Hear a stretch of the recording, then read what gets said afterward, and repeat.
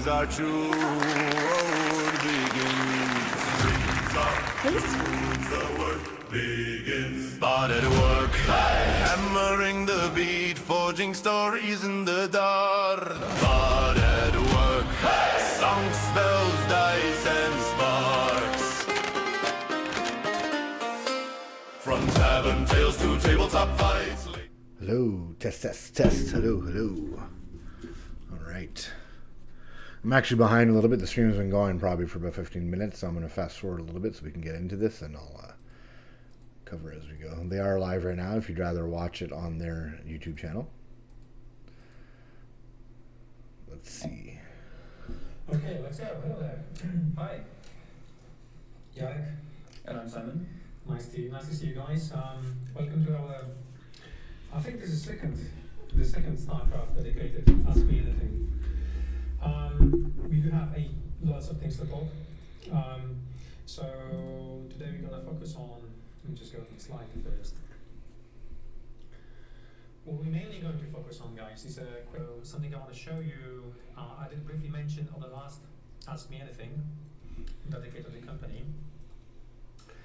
But I want to show you to the projects, but I will show you this up today, explain the reasons behind it, what do you want to do. I think it's quite important because this is something we wanted to give away and leave it with the community for the future, and just to make sure the community is excited and help us out as well, and have some impact.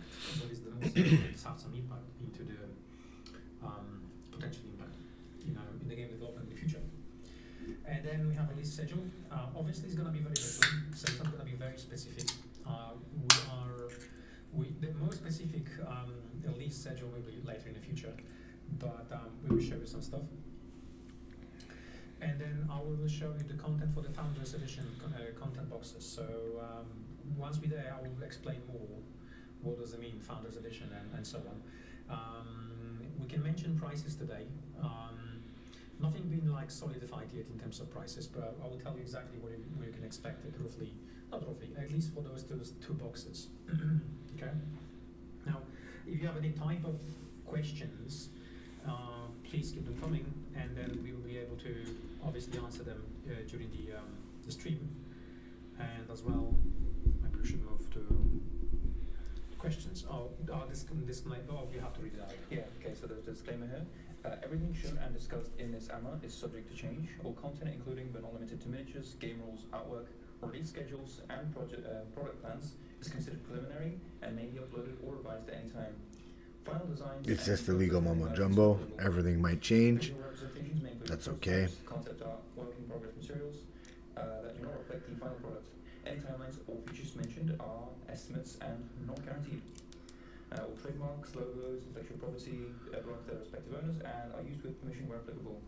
And participation in this hour does not grant rights to any content shared or discussed. So, I mean, just typical corpo speak, Yeah, we have to do that. Yeah. It's better to be safe than sorry. Yeah. Okay. Across the AMA, you will be seeing some pictures, some nicely painted models.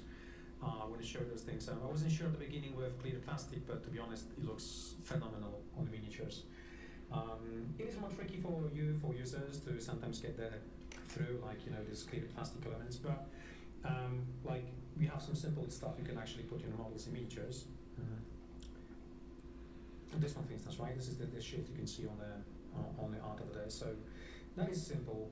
You just glue it in here, and that's it, right? So there are some more complex things in terms of clear plastic, like that queen over there. So these ones, I would leave it for people who actually have more experience in terms of painting models, assembling models, or what's not. Models look pretty dope. You guys want this bigger? We don't need to see my ugly face, do we? If not, just overpainted. We have models which are pro-painted. Where's the queen? Here's queen. So this one, for instance, lovely queen, right? So she has actually the clear plastic overpainted, although you cannot tell, but it's basically overpainted. So I know she looks good, and she's really handsome. Now you ask for the scale of the models, because this is going to be coming back and forth. What I will do for you is let me grab a typical marine model. Let me get that one. So this model is equal to size of other company marines models, basically. So it's the same size. It's a 40mm size from top to bottom. When I say the bottom, I mean just top of the model. Scale up to 32, so you can see that right now like that. So yeah, cool. These one being painted by one of the police studios. We have like 3 or 4 police studios. We have a professional painting studios, less professional painting studios. We have models we paint just for the demos because we have to paint plenty of them as well. And again, the content we're going to be showing you today, everything has been fully approved, so I'm not going to be showing you new stuff, but most of the things you already have probably seen it. So these are the links, right? So clear plastic here, easy to put together. Basically, you just glue it in.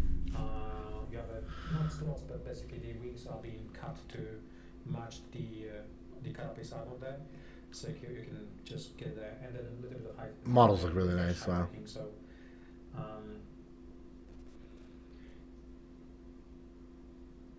Oh, I want to paint them so bad. right. Let's move on to questions. Yeah, so from the Discord, StarCraft question regarding the factions. Is there a faction you would consider harder or easier to play with mechanics and abilities, or is that something that might affect a player's choice when choosing their faction, especially for people new to wargaming? I would say definitely, like in the video game, the easiest play to start, like when you have a matchup between people who who for the first time have a chance to play StarCraft. I think the Protoss is the easiest one, and I can see it here on the table. It's much easier to play Protoss. We continuously play test the game, so we can see the Protoss is much easier to play because they have a less number of models on the table, and they're quite strong. So yeah. But that doesn't mean that it's not the game is not balanced.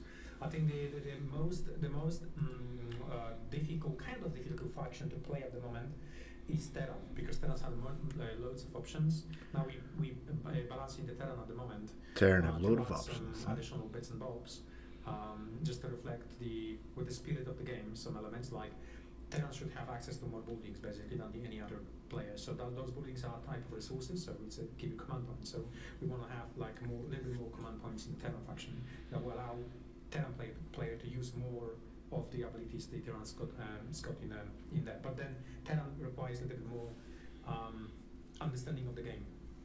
Protoss is easier. Zerg is in the middle, I would say. What's the next tire?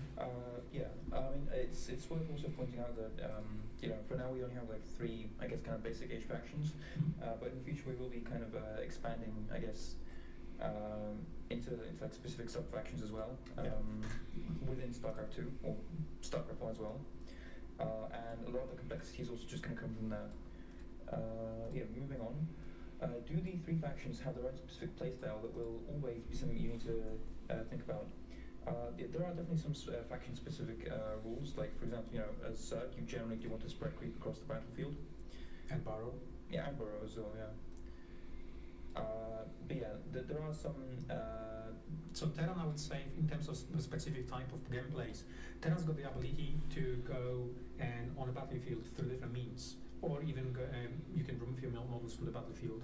So, for instance, you can use a strategy card or tactical card, or at the moment, like a proxy deployment. We will call this proxy barracks. So, like in a video game, you have like strategical proxy barracks, which means you could bring your models through the on the battlefield, not to the deployment edge, somewhere else, basically. So that's that. And then you have a dropship at the moment card, which allows you to take models off or reallocate the models we have already placed them on a battlefield. So those strategies are there for Terran.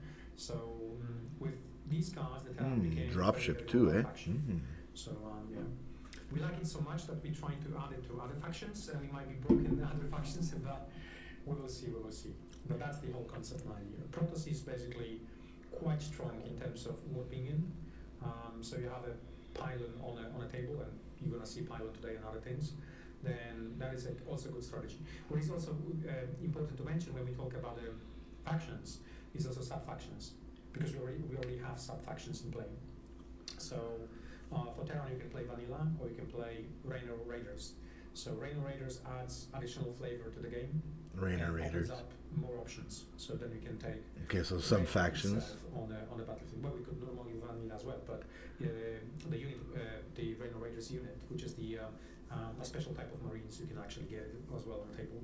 So that's there. We have a Kerrigan brew. So again, you either play Zerg Vanilla or Overmind Brood, or you're going to play Kerrigan Brood. So and same following for Protoss. Yeah. So yeah. Mm-hmm. And the final question here: do these sub-factions alter enough so that you can turn any faction into a playstyle if you like, without having to choose between playstyles and themes/models? Oh yes. Yeah, definitely. The Friday playtest shown that if you want to play mech, you don't play mech with Rain Raiders. It doesn't work, and so on. StarCraft. Please do a scale comparison for StarCraft models, both with each other and other companies' models. I can only do like I did at the beginning of the stream, just to show you our models. I'm not going to be comparing against other models because this is the IP product, and I don't want to bring any issues whatsoever showing other companies' models against our models. But as I mentioned at the beginning, the Marine itself is scaled up to other company models, so it's basically 1-to-1 in terms of scale. So anything you see on the pictures that I'm going to be showing you, you have to take this one as a point of reference. So that model against other models. So the entire line, maybe we can do something in the future to show entire line, but it's going to be quite difficult. When are you planning to start playtesting? Will all the people who signed up get a notification, or only the chosen ones? Will the big players receive free models earlier, or a pre-order option, or rules only to do the testing? Well, we're going to be talking about this in a minute. So I have like a full chart to show you exactly how and when. Mm-hmm. And will you consider, if Blizzard agrees, cute versions of the Zerglings as optional alternative sculpts, like giving them cute poses instead of threatening? So I mean, I assume if we were ever going to do anything like that, it would probably be with the carve-out style. Of course, I'm not confirming anything, but if we ever do something like that, maybe like as a special promo miniature or like a tournament reward, we could consider that. But as for repos of like the existing serious models, or like the regular Zerglings, I'm not really entirely sure about that, because that would just be like a completely new tool with just using the same sculpt, which I'm not sure if it's like exactly worth like the cost of the mold and everything. Yes, the question is how the character is going to be handled. I recall you discussed characters changing my army rules, but that's the what's the extent of that? So which of the characters you're gonna get the faction card? So we call them at the moment faction card. So like if we're talking about the Rainer has its own the faction card, which is called Rainer Raiders, and then that card allows you to do additional things. So in this situation for the Rainer Raiders, you can drop this model. Let me show you the camera. So it allows you to actually have a drone. Nice. So that's a very nice point defense drone. And You see, and that's going to be the clear resin too, like where the fire is, the smoke. That's the clear What does resin, it do? It's got a special rules, but or it clear gives plastic, I should say. It's not flavor. resin. On top of that, there's one more additional rule just for the Rainer Raiders. So, and you will find those same things for other factions. At the moment, just to keep it simple, Kerrigan. If you're going to play Kerrigan, each you will open up option to deploy this model. So Nidus, you can actually have a Nidus on a table itself. And then what does it do? I mean, it does exactly the same. Oh, that's so thing cool. Which you will find like in a video game, so you can deploy models from that model. Okay, so yeah, and because this is initial launch of the game, and you want to show all the options of development for the Protoss, is the same story. If you're going to play Artanis action, he's gonna allow you to actually place the pylon on a table. So yeah, so all those things, and then you can warp in around the pylon as well as normally bring in the models, right?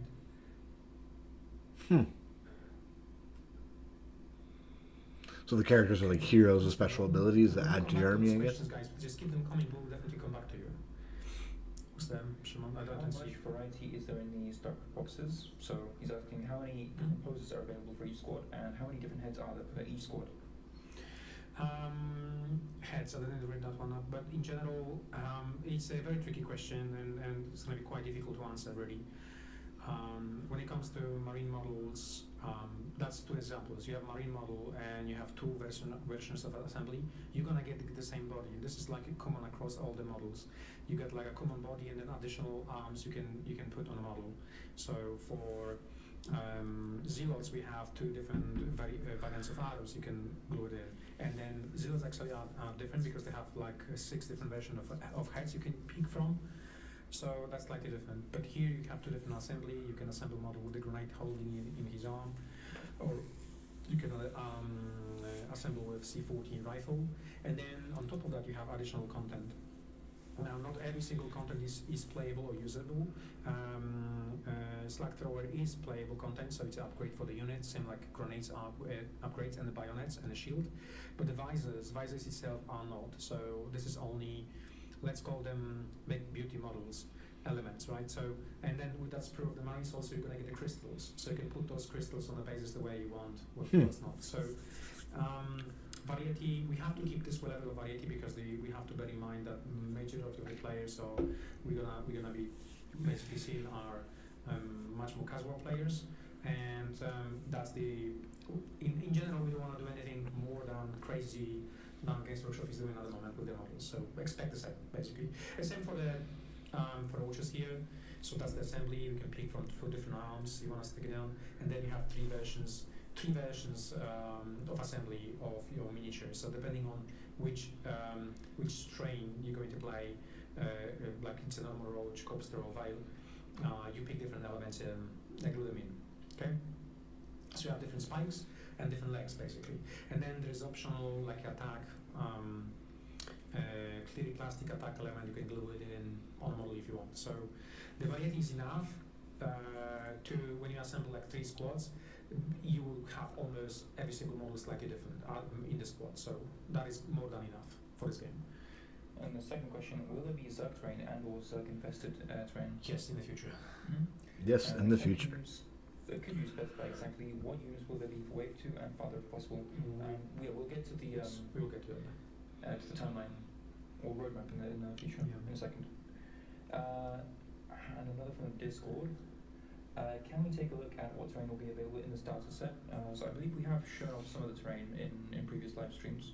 Yes, we did. We have a full set of terrain. You're going to see it on a small pictures. We have to show you exactly the terrain in a minute. Will the next one?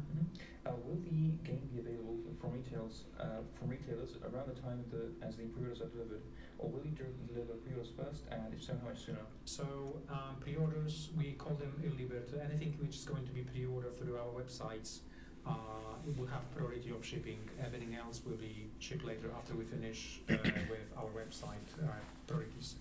Yeah, I believe the current plan is to ship everything that's pre-orders first, and then we have to build up stock and then release it to retailers, right? Is that Not really. Retailers will okay. be able to actually place orders, but they're not going to get stock till we actually ship to people who ordered through our website. That's good. That's the whole point of actually having early bird there. So it's a guarantee that we're definitely going to be shipping to you first. Will the starter set have a playmat, and if so, how big will it be? Yes, it is playmat only available through one box, which is called Founder Edition box at the moment. There will be also that same playmat available in a separate box for the train only for Founder box. Edition. I want it. Give it. You're gonna get it in that box for free, basically. So yeah. Will there be any type of organized play, such as tournaments or narrative events set up at release? Hell yeah. So how can we expect? How soon can we expect that? Very soon. Very soon. In general, the app I'm going to be showing you. This is only the first one of the element of the app for the beta feedback, but we're going to do in the future. We also work on completely separately on an army builder. Once the army builder is out, you will have all the features, and one of the features will be basically making sure that you can find a player, you can and so on, so on, so on. Oh shit, there's gonna be an army builder app too. That's pretty dope. Tactical cards be illustrated? Yes, they will be. Yes. And will variant factions such as the Tal'Darim, Primal Zerg, UAD have a unique set of miniatures, or will they use just the standard ones but special rules? So this depends on the faction. So, for example, for the UAD, they do just use standard Marines. I guess technically we could release like a miniature set more based on the StarCraft 1 variants, for like the UED for example, but Tal'Darim definitely will require unique models, and so will the Primal Zerg. Yeah. One of the questions I can see here is any chance you can add the PayPal to your shop payment options someday? We have had a PayPal for many years. So just out of the blue, just one day, PayPal sent us a message that our account has been blocked, and yeah, it was like, why? Yeah, they couldn't answer the question, and then through discussions, they said, okay, so we're gonna be only unlocking 50% of the revenue you generate. It just basically they hold hostage the revenue we had in there. So we decided not to use PayPal anymore. I don't know if the policy changed. I know this has not only happened to us, happened to many companies. The Awakening is one of the prime example of that. They also decided not to go with anything, which is the PayPal. Maybe we will see, but I won't be promising this one. I know they send us many emails later in the future that say, oh, maybe we can go back to the business, but if your policy says I can block 50% of your money or anything, I can block it, just like that, what's the point? Yeah, Yeah. it's true. So, okay, let's move on to the next questions, because we have lots of rather to go jump through. StarCraft, how do pylons, Nidoswarm, and Defense Drone work? Are they their own units, or basically just fancy tokens used to determine area of influence of hero abilities? So those things are basically tokens. Well, they are tokens, but classified as a miniature, so you can target them, destroy them, what's not. You place them on a table depending on the on the way. Your card basically tells you the rules exactly how you place those things on the table. Yeah, and it's an interactive model. So in most of the cases, and this is firstly, so we want to show different ways of actually deploying units. It allows you to actually deploy through them, around them. So there will be pylons. We have there. So the point defense drone, it's simple. You place them on the table. When the unit within 4 inches from that defense drone gets attacked, you just remove enemy dice up to 3, and then you remove the drone. So there's a way to counter this, obviously, if you play, especially with this type of activations we have in the game. But it does a lot of things. Support is actually quite good support for the Rain Raiders. Oh, sorry, jump into. Well, there's another question from this person. So, will you sell extra dice, sets of the dice that come with the starter set during pre-orders or at launch? The set of the dice will be available in the box, so you're gonna get 20 dice. That's enough. That is enough to play. We will have faction dice available at the launch as well, so that's gonna be optional for you. Probably we're gonna give them for free to one of the pre-order brackets. We will see. We're still having discussion internally about how we approach that. This question here: how token? I'll take some free dice, baby. Will the game be? Will I have to push a bunch of tokens around with my units? No, you basically have one token, which is activation token for your unit. You don't have to have it. It is there for the players to start the game, just to have understanding about, do they activate this unit or that unit, what's not. But in general, there's not many tokens. There are some tokens, like a faction tokens. You have to play sometimes faction token in order to indicate something like, okay, this is my scan, so I just scan this era and I have to have something. So you place this token and until the end of the round, within that range of that token, everything is revealed. So it cannot be hidden. And we have to have that because we have a unique mechanic in the game. Again, it's with the spirit of the video game, having barrows, so you can borrow the unit, which became invisible. And then also we have a cloak, and Protoss slot cloak, so we have to have means of actually cancelling this type of things in a game. Yeah, that's it. There are some tokens sometimes you add, sometimes you don't add. So burrowing and cloaking are in the game. Interesting. The unit is boosted or it's not boosted, so it's got like just to remember, just for you to remember that unit. I think Fog of War is too. Add something to the game, but you're not gonna be pushing tokens. You're gonna be pushing definitely models. StarCraft, if there are any, what are Archon's plans to help encourage a local game store gameplay? I come from trading card games. Weekly play kits or tournament pricing were communicated so far. With the new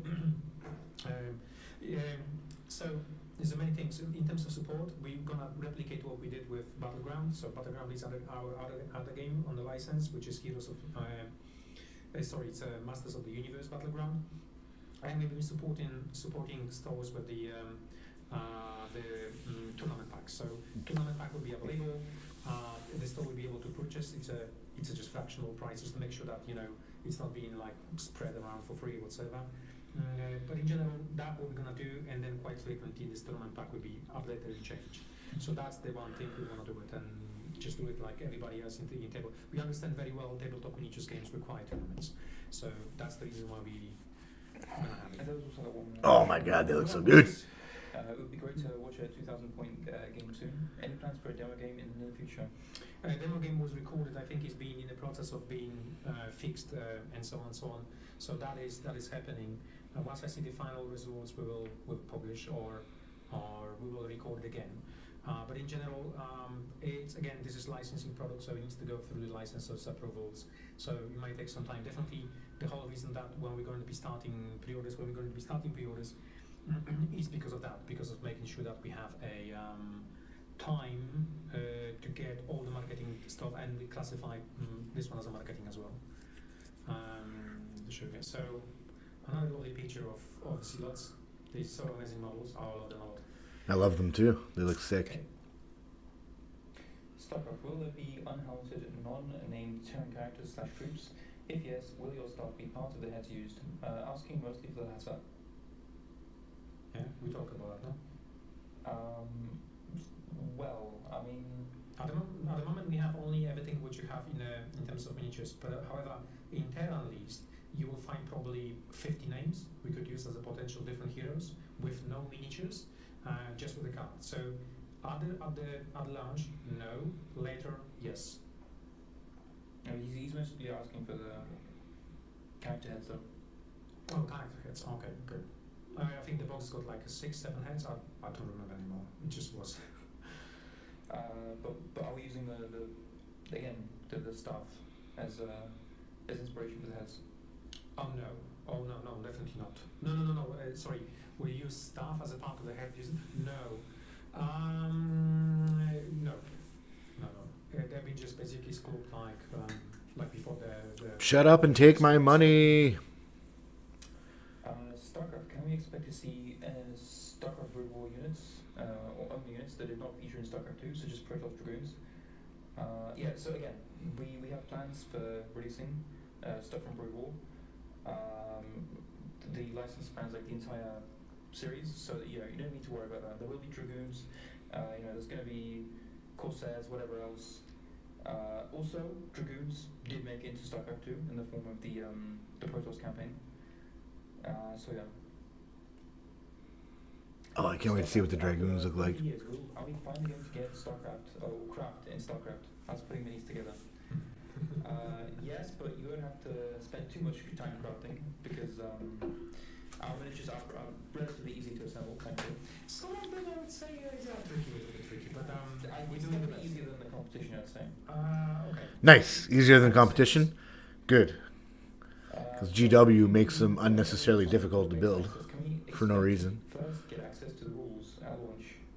Will there be a public beta afterwards? So I'll be there just in a second explaining everything. Once you're there, I will explain how we're going to approach this. StarCraft, last hour you presented an app, I guess, specifically for the playtesters. Have you thought of, or do you plan on continuing this app forward after refining it or ironing mistakes out to offer support for players? Maybe in the same way, the free version of the War Machine app, like the free version of the War Machine app. Yeah. So I mean, the playtester app, I believe it's mainly specifically just for playtests, both before the release of the game and after as well, when we're testing future waves. But there will be a dedicated army builder, I believe. Yes, that's not part of this app. Yeah, this app also has got the army builder, but this army builder is just for the people who understand the game and everything. It doesn't take you through the step-by-step process of building your army. Where the other app, which is being constructed at the moment, it's much more complicated and it's much easier to use. I'll be there just in a sec as well with thingies. Oh, I just copy-paste the same comment. Well, that's nice. That's the same one. Yeah, the same questions, same answer. Oh god, the Hydralisk, the Zergling, the Queen. And the Queen, in different shades, different colors. Okay, lovely. Okay, let's talk about app. So what's the aim for the app? Beta. We want this app to not only identify issues before the game release, but also function as a live rules update tool and a testing playground for the future releases. So I have to divide this one on two like milestones. The milestone Is it available now? releasing the app for the closed environment, just for the testing, everything, and so on, so on, so on. And then the second will be just basically ongoing process of having this app available for everybody who wants to participate in, you know, playtesting the game with the future releases. Now, who's gonna get access? So at the moment, we have 1,850 participants. So we have about 1,850 people who send email wanting to playtest the game, wanted to see the rules, and so on. Now, obviously, it's going to be quite difficult to get 1,850 people straight away into the app because that's going to crash. You guys already crashed our stores twice. Like, crazy, thank you very much, but it's crazy. So we have to take it slowly now. We have to divide them in two groups. Group number one is rules reviewers. This is the people who's only going to get access to this app in terms of rules. They're going to be able to review the rules, check the rules, read the rules, give us scoring, give us feedback, give us suggestions, right? So that's important. And then the rules testers. So the rules testers are the people who's going to receive the miniatures. So who's going to get the miniatures? Miniatures to play with, obviously. And what we plan to do, starting with just the reviewers, to have about 500 people. So about, I would say, 100 people trying to get access on daily basis, and we're going to be increasing this one. And then 100 groups. So the miniatures will only go to the groups. So out of that 1,850 people who sign up for it, we're going to be picking groups, and that group is going to receive the miniatures to play with and access to the rules. And then we're counting around about 100 different groups. Now, why are we doing this? Because we have very short window between playtesting and the releasing of the game. And we have to release the game about April, May. There's no discussion about this one. April, May. So we have to basically go with, I did mention this one, go with like shotgun approach, which is basically going to be going very, very spread in terms of having people to play test the game and see what type of April, May, so just before summer. The feedback we're going to receive, Springtime. it's valid, it's still 5% feedback out of thousands of people who are going to be able to provide feedback back to us, okay? So this is very, very important to me. That's the reasons why I actually finished this app over Christmas. I was coding this app over Christmas just for that, just make sure that we will have that feedback from people coming through. When? That's the biggest question, when? So starting with the miniatures, so 26th of January, so by 26th of January and starting from the 26th of January, we're going to be sending out miniatures to groups. Nice. So you're going to get notified by email. Our marketing team will be notifying you that the parcel is on its way to you. Send me miniatures, bro. So, are we requiring NDA? We're not going to require NDA because this is open test beta. Everything you're going to receive is only 100% approved, and it's been approved with Blizzard, so that's fine. Yeah. So for the rules access, we're looking at the 4th of February. The whole reason why, because again, on the rules, it's only also myself who needs to clear them up, let's say, and load them in the system. So once I have that one, which I need some time to do that, on the 4th of February, we're going to be giving access to everybody. So people will, on the miniatures will be on a transit, and then once the miniatures arrive, they will have time to start and then read the rules and get themselves familiar with the rules, the core rules. The big one is this. So rewards await active participants. And that's what it is with us. I mean, if you're going to be very active in terms of providing feedback and whatever, we will definitely give you something back. You're gonna get something in return back. So how we do that? Most of the cases we just give you like a massive discount to our online store. So you may expect like 80% off, 90% off at our online store, and then that's typically gonna give you something like a starter boxes or the box itself almost for fraction of the cost. Okay, so that's it. Let's move on quickly to the screen where I'm going to show you. Right, so this is briefly the app. We have a dashboard. Dashboard is not visible to you guys, but I will have to explain you dashboard and reason how we're going to be consuming the data. So let's start maybe how we're going to collect data. So we collect data through battle report. Battle report, when you play the game, when you finish, when you finish the game, you have to provide to us basically the feedback. So feedback is not that long, but it's got some boxes and some elements we would like you to tick off and tell us exactly what you think about about the game you just played. So once we have this information goes here, and then through matchups we can see exactly what type of units has been selected for the game, and in general what is your score, what you think, what's the game of the flow, what type of the rules you like it, you don't like it. So I assume in my mind, if we're gonna get like 50 battle reports or maybe 100 battle reports, that should be enough data to start kind of working out and see how everything works. Then we can do all the matchups, we can check every single game, we can check how the Terran versus Terran game plays, how Zerg versus Zerg, how Protoss versus Zerg, through that, because we have all that information here. Now, you can see the number here, this is CPU army. I will explain this one when we are going to be at the army building section, right? So I think this is quite clear. So April, next one is May. the rules. So what's the game rules? So you have all the phases of the game and game rules. You have here written content for the book, how it's gonna be in the book. This one hasn't been yet. It's just a placeholder, by the way. And then you have an image of example. You will probably find them quite frequently. You can download all those things. You don't see the button, but here's the buttons to download PDF. You will download the entire content, including the pictures, so you can basically provide the feedback. How you provide the feedback? Simple. That's block number 1. You just read block number 1. You just put your feedback over here. You just score. Clarity scoring means how clear the rules for you are. So once you finish, okay, it's quite clear. I don't have no issues. I don't have nothing. You can just send it with no feedback whatsoever. But if you have some feedback and you send it, it's gonna get logged into dashboard. So we're gonna see that one in dashboard that somebody actually commented here, and you can see there's a comment coming through from you. We know what exactly we need to work on. So once we got like 50, 60 people commenting on something on one of the block of the rules, we will know that we have to basically get a little more clarification for players and so on, okay? Cool. Yeah, and then we have like... I'm not going to get a playtest bundle, so I can't help you with that, but showing you exactly still cool. Visual examples of how you measure it, how you do things like that. It's the same story here, you can provide the feedback. And then tab by tab, you can see all the rules. Factions, in terms of factions, we have 3 factions obviously in the game.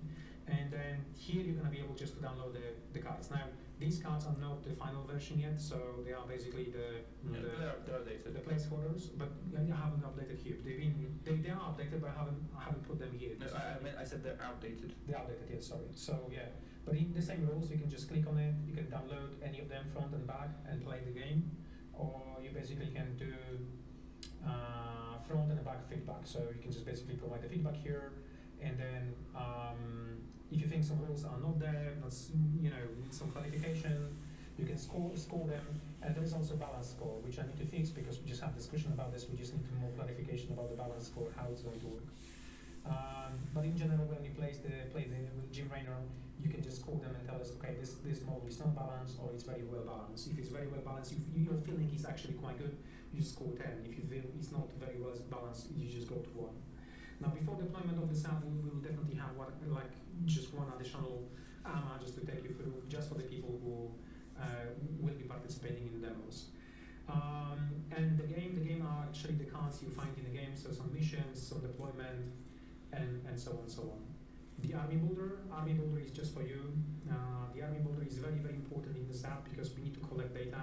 So how it works, you select the factions you want to play, you select how many points you want to play, and then you select the cards. So you start selecting with the faction cards, and then you have the access to all the tactical cards. So as you can see, there's lots of different buildings at the moment for this faction. For Terran factions, you have a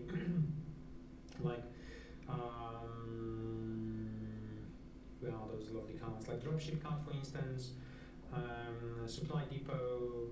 Where are the other cards? So let's see, proxy barracks, for instance, right, and so on and so on. And then once you select one of them, you select your units.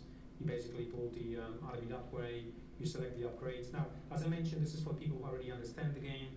We need you to create your army here. We need you to save the seed, so save in the database, and then you create the seed. Oh, sorry, save. and then you create a seed number, and it's important. That's for you. You can share the seed number with your friend. Your friend can actually go here. You don't see because of, sorry for that. You don't see because there's we are on the way, but never mind. It works that way. Dice roller. This is something. I've made it just to speed up the process of actually playtesting the game. So I want to see the miniatures. to playtest on average rolls. So at least one game to do on average rolls, because we need to flush out the feedback in terms of, oh, this unit is weak, and it was weak because when you play the game you have not really average rolls, and your feeling after the game is weak. It's not really that. It's not the type of feedback we would like to receive. We would like to more receive feedback about we're using the dice roller here. So it's a basically random dice roller. It's calculate how many dice you have to have, what's the requirement to hit, whether there's a surge die or it's not, and all the additional special skills you find in the game, like rapid fire, precision, and evade roll. And then through that, it will give us the average dice roll. For you as well. So once you play, you don't have to roll die. You basically move your unit. You say, I'm going to make attack. You just open this up. You select what is going to happen. You know the outcome. Cool.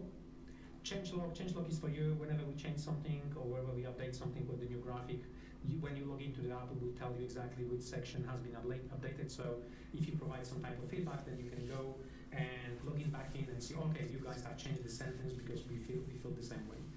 And then general feedback is just basically for you to provide any type of general feedback. Once you transmit data to us, we see that one just in the feedbacks. Yeah. So yeah. So that's about it basically. So unit count is exactly the same story.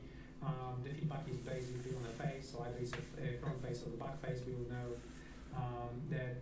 that's the game rules, and that's through all channels. So that's not important at the moment. So that will be the feedback app, which we're going to be deploying and showing you step by step how it works. Okay, let me just quickly check any questions here. Why this app is also important? This is important through many reasons. Reason number one is the community, so we want to make sure that the community is there.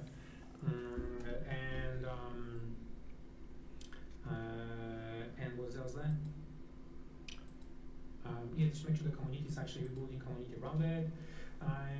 And the other one is that we want to make sure that in the future, once we finish, the most active players will have a chance to actually carry on with us. And those players will have access to post beta, which means they will have access to the new unit. So once your new unit we're going to be releasing, you will find the rules for the new units here. You can play test it and so on. And provide feedback back to us. Protoss with 100 win rate feels like StarCraft.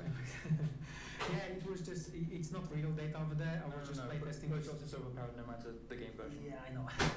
It's not gonna be now again. Okay. There's a super chat from someone. Thank you very much for the donation. I didn't even know we Thank had you for the super coffee. chats. We have a super chat, something like that? Apparently we have it enabled. Please would you secure crazy buys from scalpers, thanks. I don't think scalpers are a concern at this point because we do have the manufacturing output. So Yeah, it's we make stuff in house. So the scalpers works where so the first one is we don't we never try to provide product the way that the scalpers will benefit from it, any type of whatsoever. So we're always going to have a lot of product available.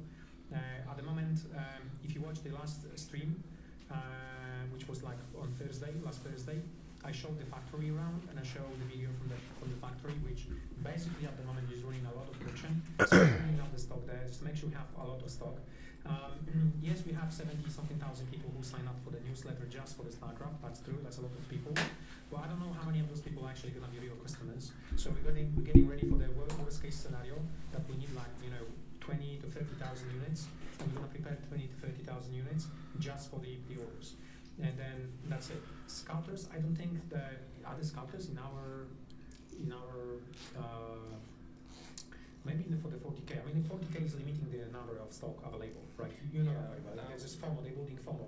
We're not going to be building FOMO. It's going to be product. It's going to be available. So you're going to be always able to order. If you have to pack, 50, 60, or 1,000 more every day, we will do that. So yeah, well, we should have more than enough supply to. yeah. So it will be available to buy, and then yeah.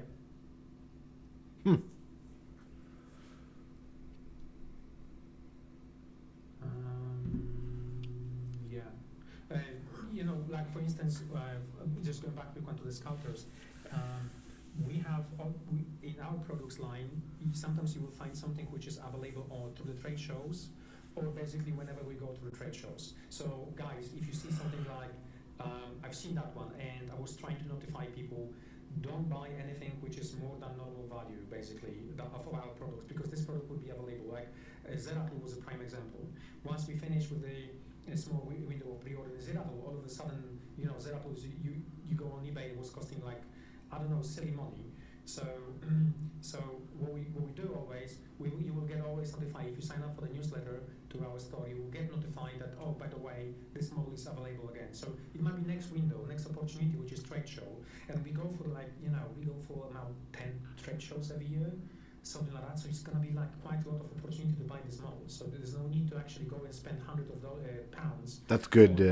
That's good knowledge, because I was gonna go and buy Zeratul. I thought I missed out on him. I was gonna spend I think $150, $200 on eBay. So thanks, Archon. You're the best. Realistically, the only thing that's going to be put out of production is the Founders Edition, but that's just because it's the first set we're releasing, where we just want to offer a good deal for people entering into the game. Yeah, that's what it is. Look, somebody's saying for €8. I mean, our next trade show is literally like weeks away. So don't buy it. Just wait for our website. I don't like scalpers. Neither. Yeah.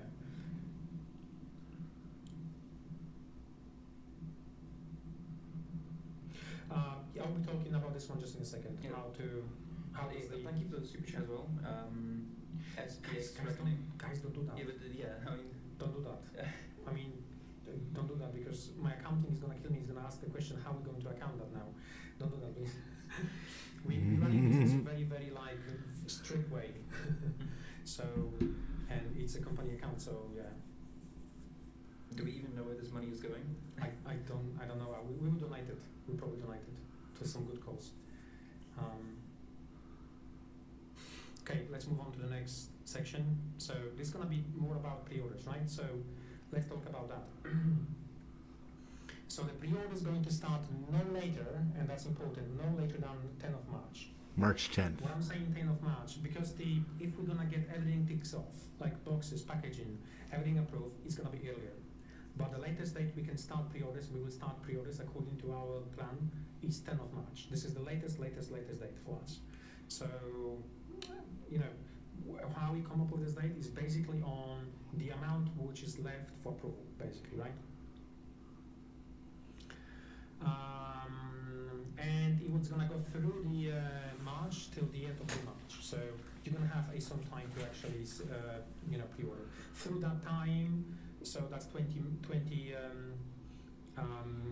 That time since we started till end of the March, you all going to be able to,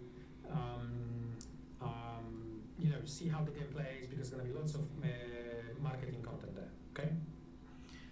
So what else there? Shipping is gonna start in April to May. So what does it mean? We're gonna start in April, and probably we need around 2 months to ship everything out from the factory. We will do as much as possible, obviously, but it's basically shipping process. It is what it is. We are not yet to the level of logistic company as I wish to be. It's gonna take us some time to actually build it up there, but stock will be available. It's just the processing stuff. It's a problem. This means packing every single parcel, sticking the label, getting it, getting the pack lorry, everything else just to get it out. By saying that, I'm also going to mention that we're going to be using 3 additional companies to help us out. So when I say April to May, maybe we're going to be able to shrink that date and ship everything out at the same time. Wave number 1 is going to happen in June. So it's actually quite fast release for us, but we're aiming at the June to have wave number 1 release. And then what we may expect it from that is a heavy support units. So, and I put logos for factions because obviously every single release will be 1 list for each of the faction, unless it's mentioned something like 2 or yeah. Then we have wave number 2, which is you don't read the first release of new heroes. yeah. So wave number 2 is August. So we're going to have Psychic, Psionic. Did I misspell this one? I spelled correctly. So Psychic and Heroes. So that's going to be dual releases. Releases, which means you're going to get a two positions per faction, right? So it's going to be psychic models for each of the faction, and then heroes on top of that. So, and as again, each of the heroes will generate additional sub factions, right? Option for the sub faction. So here it up. Then we move into something which is a narrative campaign. I wanted to show you more about narrative campaign today. However, I decided to leave it for the next AMA. So Narrative campaign, that's cool. I hope I spelled this correctly. You don't see it. So Sam Pearson, they used to work for Games Workshop. Guys, please don't do donations. Just you can do like the other things, but please don't do that. So narrative campaign by Sam Pearson, and he's gonna be doing narrative campaign. So this is gonna happen between August and the next release. It's in a very good state, but what actually Sam did for us, it's amazing, right? We've seen it. It still requires playtesting and so on, but it's a huge one. It's a huge one. It's something I was like really very surprised about, and yeah, all that good stuff.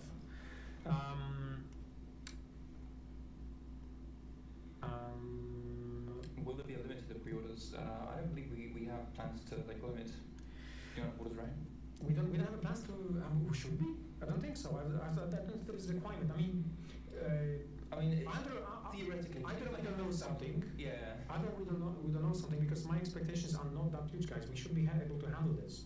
Really, we should be able to handle this. I mean, I don't expect the level of pre-orders to be, 70, 80, or 100,000. Then I'm gonna have trouble, because I'm gonna be showing my face again on AMA and asking you for a little bit of patience. No, I think looking at the numbers we have, looking at the expectations and so on, it's nothing like we don't have to put those roadblocks at the moment. I don't know, unless we don't know something about it. I don't know. Yeah. Are you going to be? Yes. So Adepticon, actually, I did wanted to mention Adepticon, because closer to a pre-orders, you will be able to buy the game at Adepticon as well. That's what our aim. So not only pre-orders, as well buy. So we should have physical copies. We have a massive stand there. Along with Off to Adepticon we go. So us and French Crusade will be there, and we have a massive stand. If we miss ship whatsoever, so we won't have a problem for StarCraft, you're definitely going to be able to play the game. We have like 8 tables, something like that, just ready for you guys to test the game to see how it works.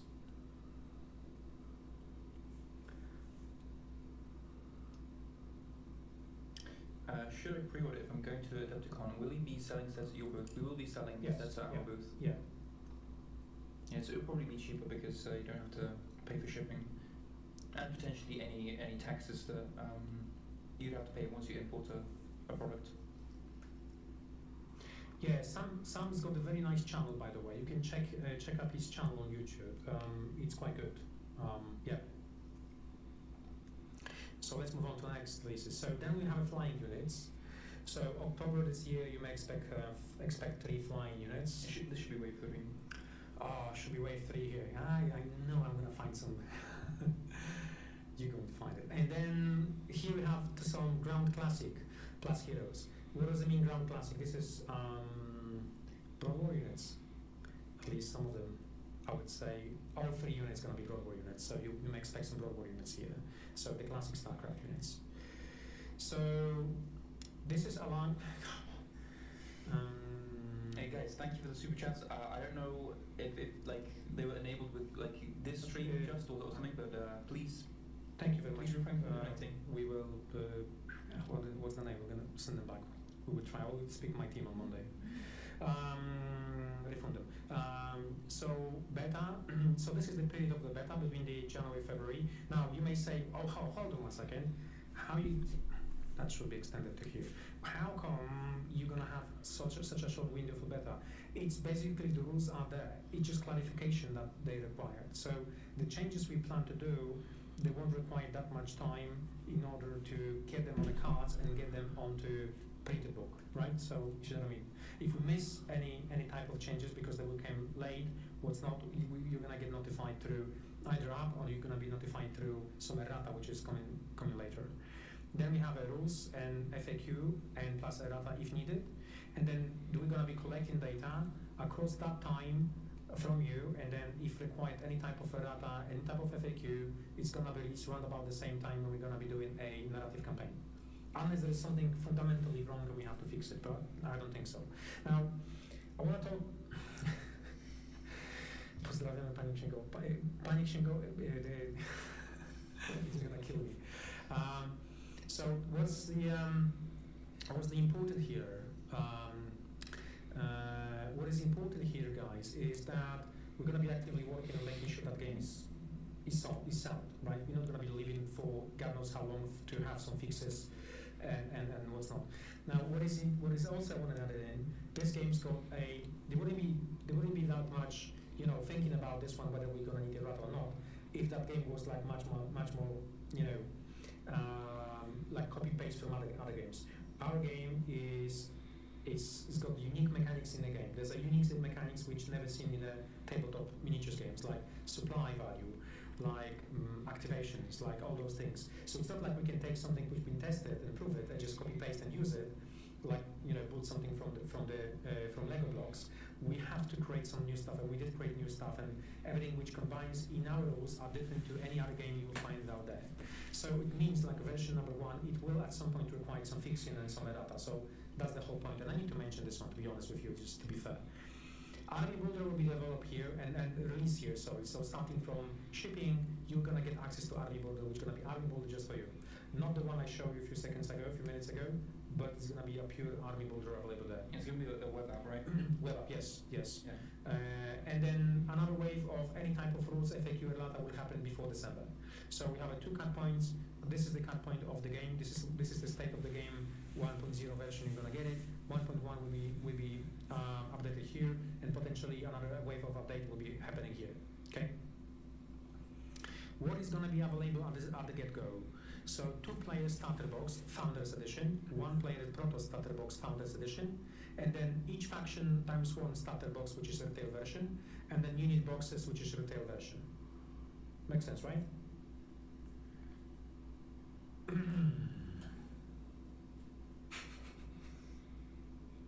Let's move on. You shouldn't see that. So let's talk about that. Let's talk about the 2-player starter box Founders Edition. This is the fact you were waiting for. Give me 1 second. I need to hydrate.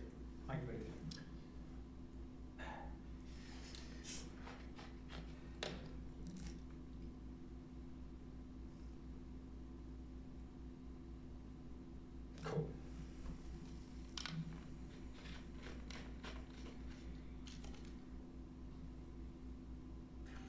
So that's the core concept. That's the core concept we want to have for this game. For these boxes, sorry, not for the game, for the boxes. So it's limited to pre-orders. So that box will have its unique packaging, and it's going to be only limited to pre-orders. It'll be shipping, so you're going to get them much faster than anything else. And then it's a game in a box. Now, something you haven't seen, it's a game in a box. Let me get that just in a sec. The packaging and then the content itself. That's the content of miniatures you're going to find in the starter box. Is this specifically the Founders Edition stuff? That's the Founders Edition, specifically Founders Edition box. Now, what's the difference between this? Obviously, we're not going to be doing any other 2-player starter box. Only 2-player starter box which is going to be available is the one you see it here. So we won't have any other. Maybe in the future we'll come up with some models look sick. A small version of this the Founders Edition box, but we're still working out. Now, what else you're gonna find in the box is this. You're gonna find a playmat. You're gonna find all the tokens you need for the game. You're going to find terrain. So the box is really, really large and really, really heavy. and then obviously you're gonna find also dice. Yeah. and then terrain and playmat included. So you have those things. So yeah, we can briefly mention the price. So I'm gonna straight up about the price. This box value is around about 450 MSRP dollars, and we're gonna be charging 199.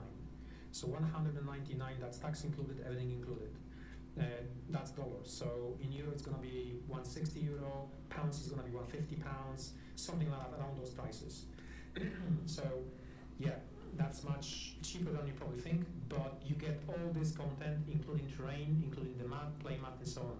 The playmat is actually the size for the normal game, which is 2,000 points normal game, right?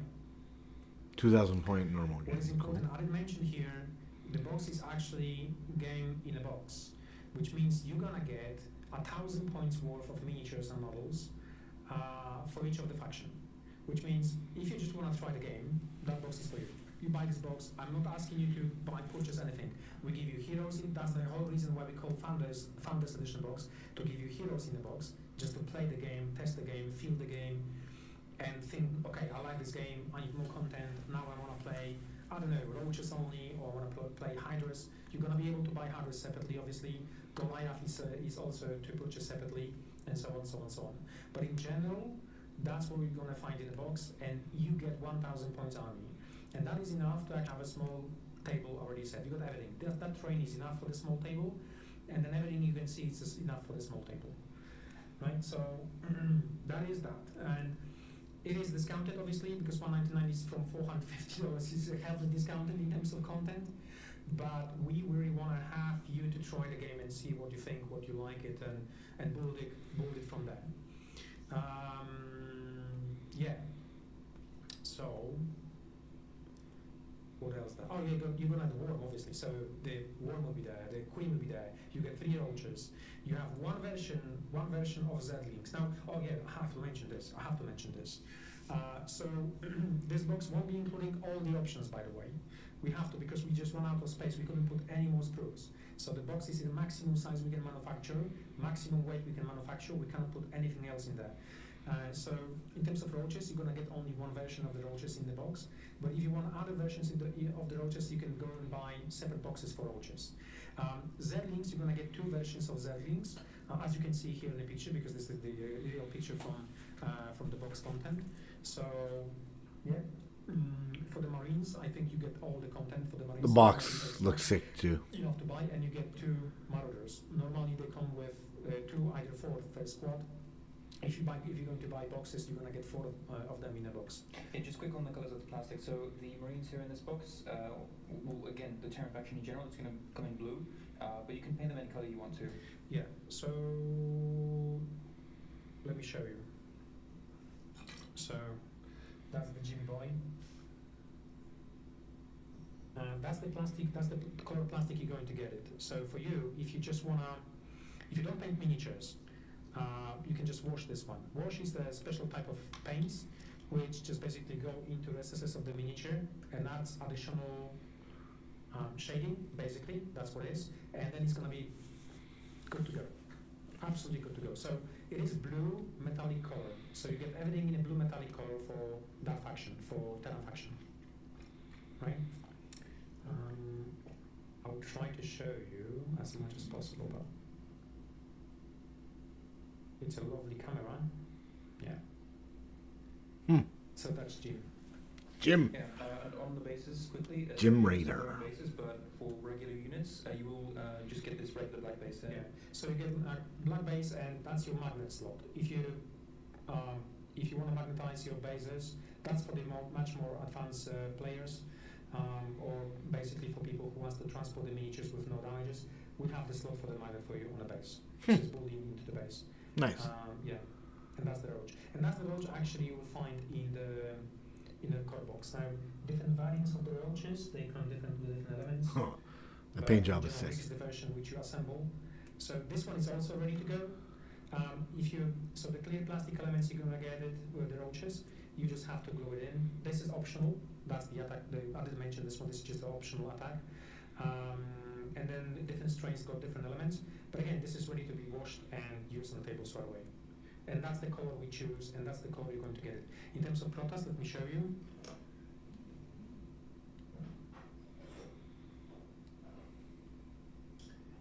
be some lore information about the weapons. So we're not going to be including any lore in the books at all. The lore is already out there in the books and the games. We just didn't want to take that extra step of including it in the books because the approval process would simply just take too long. Yeah. So that's your Protoss miniatures. So that's Zilot. That's the Zilot miniature. So it will be available in that yellow, dark yellow mustard color, I would say. It's very good color again for the same purpose. You just basically wash it and you put on table. And all those elements you're gonna also get it like the side blades being crystal plastic and so on. Yeah. So that is the Adept miniature. I gotta learn to paint clear plastic, I guess. Yeah. Right, let me show you more. Do I have more? I do have Sentry, but Sentry's not in yellow. They do look. No pre-painting. These come just as plastic. And blue on the shape of course. But you've got to see this. You've got to see this. Oh, that's so sick. Oh, maybe that's a good question. How much? Because the starter set for the Founders Edition we showed it contains Terran and Protoss. We also need to, I guess, take a look at the Protoss Founders Edition. Yeah, we have. Just in a second. Okay. We have on the next. I mean, actually, move it just in a second. But have a look at that. And it's got several options of assembly, by the way. It's not only one option of assembly. Also, the head you can assemble with the hairs or without it. So depending on the time scale you're gonna use it. Let me just show you next picture. I don't see the slide. You don't see the slide. I don't have the slide. So that's the box for the Protoss. Right. And nice comes with the pylon.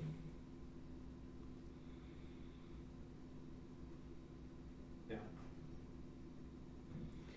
So that's the content for the Founders Edition one player starter box. And you find obviously you're also going to get content in terms of tokens, which I don't have it here, a measuring stick, dice, everything you need like a one player starter box just to go and play the game, right? So you're going to get that one in there. And price for this one is $109. $109 to play the game. You don't have to buy anything extra. Now what is missing here is also the domes, this. The force field. Yeah. The force fields, yeah. So 199 plus 109. Better start saving my money. I want to get Just them. 1 second, let me show you everything. Yeah, Artanis does have a. Question is, do I build one faction or do I get Yes. all three factions? Move. I think I want all three factions. Yeah. So as we showed, you can actually see in the picture that Artanis has two blades. So you can just paint one of them green. To show that he has Seraphil's blade, but he also has the option that cooldown assembly option that we showed. Yeah, yeah. So you have several different options in terms of assembly.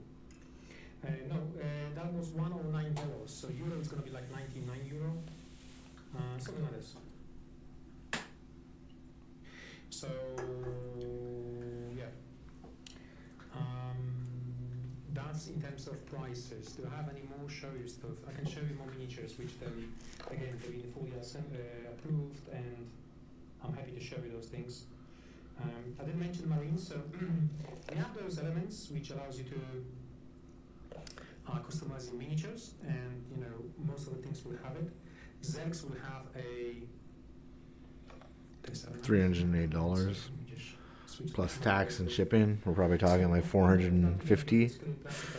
Whew. In some cases they're functional, like here. So we want to have a healing spray aligned with the video game, so we make it clear plastic, and then that shield itself is also clear plastic, so you can just glue it in. They look phenomenal, by the way. I was a bit scary about these effects, but it's so cool. And then you have some additional crystals on your sprues just to glue them in on the bases. Whenever you want, you don't have to use them, but they basically add a little bit of flavor. Yeah, you don't even have to use them on that specific miniature. You can glue them on another one. Absolutely, or even pieces of terrain if you want it. Yeah. And then this is optional to keep it like that. You can paint it, overpaint it. It's just normal plastic, nothing else. And you don't have to use any special glue to assemble because this material is exactly the same as that material. They're both the same material, so it's like basically normal plastic. For the Marines, you can see the same. So we have those things. They look This really guy good. doesn't have a shield. Do we have any other shield? Yes, we do have. So this marine is with the shield, for instance, right? So you can just glue the shield on it. You can just glue those crystal elements on it. So all those are optional. We also have a shooting effect, which I don't have any here on the miniatures models, but in general this is what they are. So you have obviously you're not going to get them in the back, but for those of you who just want to assemble models and have them very nice on a shelf, and without even, without even playing with them, well, it's not, just basically you can glue that one in here, and it's a shooting effect element. Muzzle flash, cool. Right, so we give you those things as well for free. I mean, they're part of the sprue anyway, so we didn't want to maximize the content you will find on the sprues. So yeah, that's that. And then you have also Maradors. They have also shooting effect, like large rockets launching from grenade launchers. Actually, big rockets launchers. It's gas propelled. I'm pretty sure it's gas propelled. Yeah, and then crystals there. So that's that.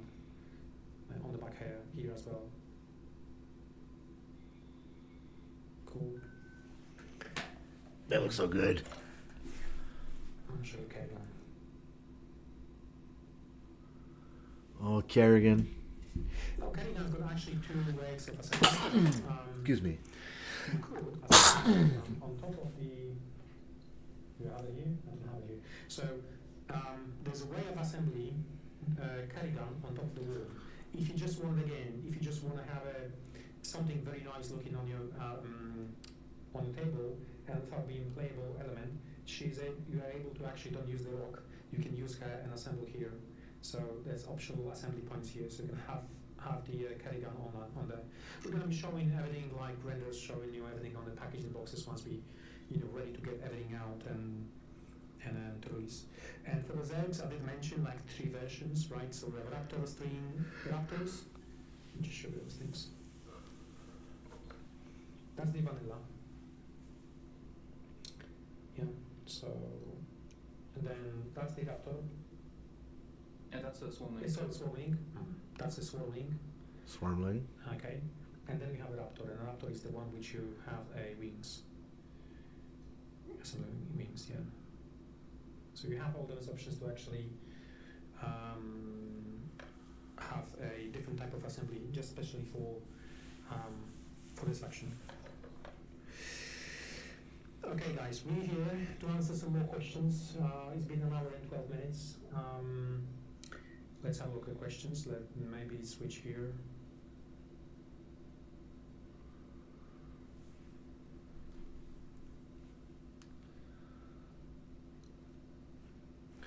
Marines with the shoulder missile crazy over. Yeah, you know where it's coming from? It's actually coming from one of the books.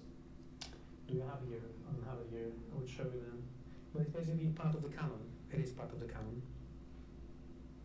Yeah, Subsurin and chat already mentioned it. So. Oh yeah. It comes from exactly. So we have a great opportunity to work with Blizzard on those things and show them but basically select elements we find in the books and whatsoever, and then use them for models miniatures. So some of the elements you probably haven't seen in the video game, but they exist. The canon is there, and yeah. What's exactly in the process in terms of terrain map and rulebook? You're going to only find a A5 rulebook in there, so that's it. You're going to find a little bit more miniatures because some miniatures are missing here. The force fields are missing here, but that's the content of the box, and this is 1,000 points. So they're very, very strong models, very, very tough models, and that's the reason why they cost. But believe me or not, they're worth it. 1,000 points worth of models. So that's okay. Basically, you spend 109, and then you have a faction to play. And if you want to buy Stalkers, Stalkers here.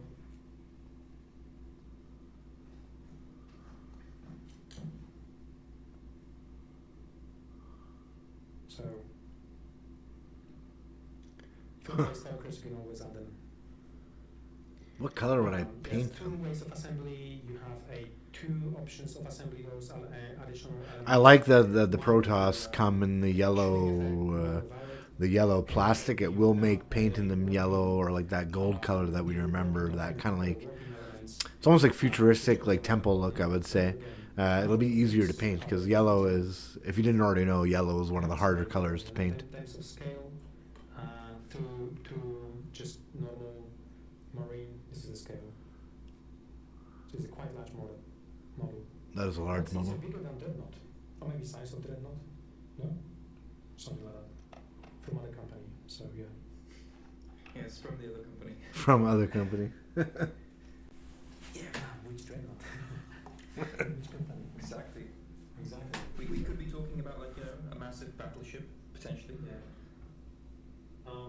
The Hydras we have seen it before, but they also additional purchase. You can buy them separately. They are fairly in a box. It's more than enough. One box is enough for.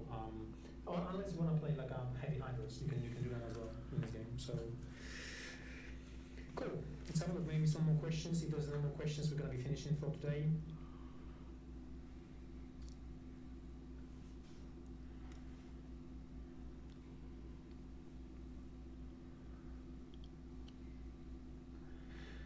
It does influence the game. So the question was, when you build a Z-Link with the wings or no wings, it is pure cosmetic or it does influence the gameplay? Got the same question. Yes, it is. It does. So in general, there's 3 different strain of Z-Links, and each of them has got different rules. I guess it's mainly asking, is it what you see is what you get? So essentially, if you do it, you have to use the upgrade on this model when you deploy it. I mean, it's up to you. It's really up to you. If you have a chat with your opponent and say, look, it's a wargaming. I know some people wants to what you see, what you get. I would say in general, just have a chat with your opponent. If you want to try the unit without gluing the elements to that unit, just do it. Just do it, and then just notify your opponent before the game starts that, by the way, this is Raptors. It's all good. I think the opponent will mind. I asked earlier, but as an LGS, how does one go about ordering this game for their inventory? Please reach out to us via email, or we have a link, we have an email address on our website. If you go through our contact form, you can reach out to our sales team directly through there. It's strange that you mentioned your US distributor had zero idea about this game coming out, because we have we work with 4 of the biggest distributors at the moment, and it's strange really. So Diamond actually gone, but whatever left from the Diamond, we are working with them. What is the? I don't really in sales. I should be, but Martin should be on a stream to mention which company we work with. But there's options. Right. Yeah. What is the plan for dice? Did you say custom dice are no longer a thing due to costs? So the reason there's no custom dice in this game specifically is simply because it's a supply issue, where D6 dice are relatively accessible. Everyone has them at home, and we can also just make them easier. Custom dice, on the other hand, are a bit harder to obtain, and we'd have to have them probably be made in China, simply because it's just too expensive to manufacture locally. Yeah. Maybe in the future we'll have maybe our own dice factory. Then we can probably do all the dice we want to, I guess. Yeah. But there is also other aspect of that one. I think these 6 dice, everybody's got them at home. So if you play any other tabletop miniatures games, you choose these 6 dice, and you prefer using your own dice. And I know that very well. I've got my own set of these 6 dice, and dare any opponent touching my dice, first of all. And then secondly, I just love my D6 dice. I got casino dice, so they very nicely balanced. They roll very well. So yeah, people tend to have and wants to use their own dice. Are they nicely balanced because they would roll 6s, or? No. See, the casino dice actually being the most balanced dice ever. They have to be, because otherwise, people will see the advantage of dice rolling and things like that. So they've got to be that way. No, the other thing is, if we're going to lock behind the paid wall, which I hate, because for me custom dice is actually paid wall. If you need more dice, you have to buy from me, because they are specific type of dice. I'm not gonna do that. We're not in the dice business. We're in the miniatures business, not in the dice business. So the easiest option was, okay, let's go D6. The team hates me for that. They want to have custom dice. And the custom dice mechanic, I think it was probably the most interesting dice mechanic I've seen in a wargame, but it is unfortunate that we couldn't, I guess, implement it here. But maybe in the future, you know. Maybe in the future. I mean, that's the thing with like for the smaller projects, yes. yeah. Well, that's also the thing with designing games is a lot of things end up shelved, and sometimes they do end up seeing the light of day, like in the future. Yeah. Will there be transfer sheets with decals for Terran? No, we don't do any decals at the moment. That will, if this is gonna come, it's gonna be next year. That's for sure. We have so much things to sort it out. What will be the difference between Founders Edition and normal retail starter sets? Thanks for the question. Sure, there will be. First of all, there will be no two-player starter box. The only one-player starter box at the get-go. Later in the future, we plan to do that. But you're not gonna find heroes miniatures in the boxes. So the heroes will be purchased available. You have to buy them separately. And yeah, that's it. So, and they're gonna be different miniatures. So the starter box, for instance, for the starter box for non-Founders Edition starter box for Protoss, we won't have heroes needed to pylon, but you're gonna find stalkers in there. So that's the exchange basically. So, and I think only 1 unit of zealots instead of 2 units of zealots. But there are some elements which we have to juggle just to make sure that they're still okay. They're still good value. Yeah. Is it the Founders Edition? The Founders Edition also going to be available for purchase only for the small people for the stores as well. So it's not like we're going to be limiting this one to buy through our online websites. The stores will be also able to buy it. So if you prefer to buy through your local game store, do so. Please do so. Please support them. Because without them, the games don't exist. So, you know, we are not in a very short business. We are a very long-term business. So I would rather you to go and buy from your local gaming store and see, and build the community around there. I expect Stukov, as I mentioned, the same hero from different areas for like SC1 and SC2. Yeah. So again, in the future, there are different plans on releasing alternate versions of heroes from different eras as well. So like, you know, potentially like we can see a Ghost Kerrigan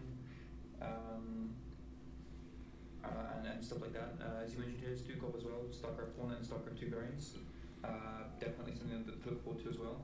I do see some questions about Mengsk as well. Definitely the Dominion will be a faction in the game. As for Mengsk specifically as a unit, we'll have to think about it, maybe.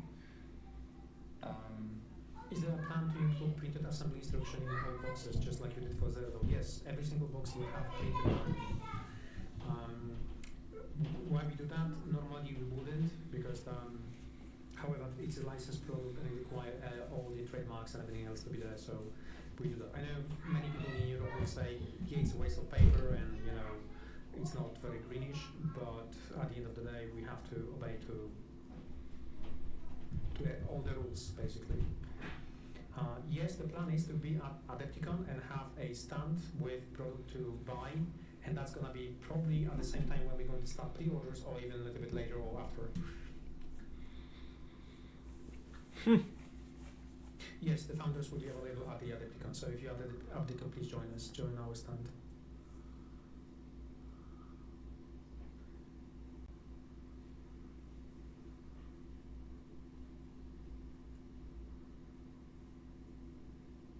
I jump and okay.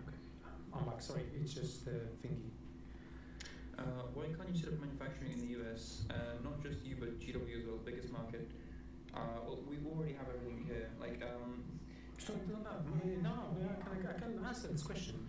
Games Workshop had manufacturing in the United States.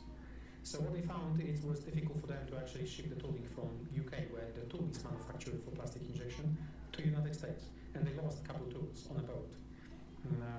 So they misship everything. So the problem is that when we have manufacturing here in Europe, in Poland, in our factory, it's going to be quite difficult to diverse. However, because of the situation, global situation, everything what's going on at the moment, we do have some plans about USA. Minimum what we're thinking about is distribution center. Maximum what we think is to have plastic injection in there as well. Just pure plastic injection. But that's the future. but I don't think we're going to be able to make any CNC cutting in the United States. It requires very, very specific training, I would say. This is our communication as well between the team. It's just going back and forth with engineers, sculptors, everything else. It would just require to copy paste this company in the United States, which at the moment is almost impossible. Yeah, it's going to be, it will be like building the company from ground up, which is, you know, but the injection is fine. Will the cost of the box be increased for American buyers, like with Zeratul? I can swing a $200 purchase, but Zeratul was almost double due to the shipping. No, by the way, I didn't mention the shipping is free. But it's going to be on the next stream. On the next stream, I'm going to be explaining to you how everything is going to work. So, in general, on the next summer, when we're going to do next summer, you'll find prices and everything is going to be confirmed. But I can tell you right now, the shipping will be free. We have a threshold on our website, so you can play with teammate. Free shipping. If you want to find teammate, you can actually pick any army. Cool. Well. Well.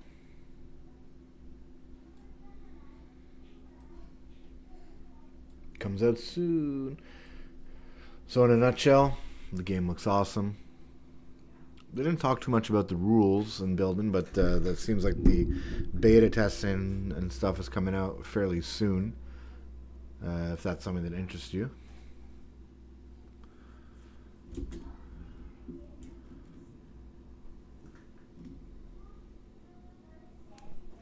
And yeah. I guess we'll see what the price is. Seems like $109 for the Proto starter set, $199 for the 2-team starter set. I don't know if that's like euros or American dollars, but to look into. But basically, they're looking to have pre-orders. Latest date, March 10th. Set your calendars, March 10th. Okay.